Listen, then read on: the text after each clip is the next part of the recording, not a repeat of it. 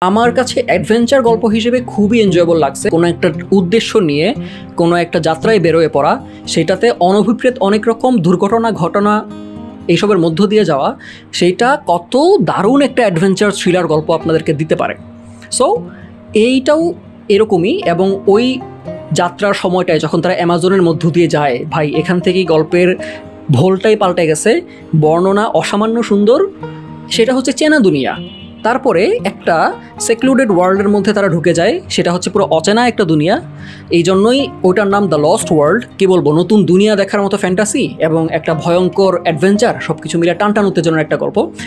উল্লেখ্য হচ্ছে এটার যে অনুবাদক, তার নাম কুলদা রঞ্জন রায়। সত্যজিতের দাদা এবং সুকুমার রায়ের বাবা উপেন্দ্র কিশোর রায় তার ভাই। এই অনুবাদটা সাধু ভাষায় লেখা, তারপরেও আমি মজা পাইছি। তাইলে বোঝেন যে অনুবাদ কতটা প্রাঞ্জল।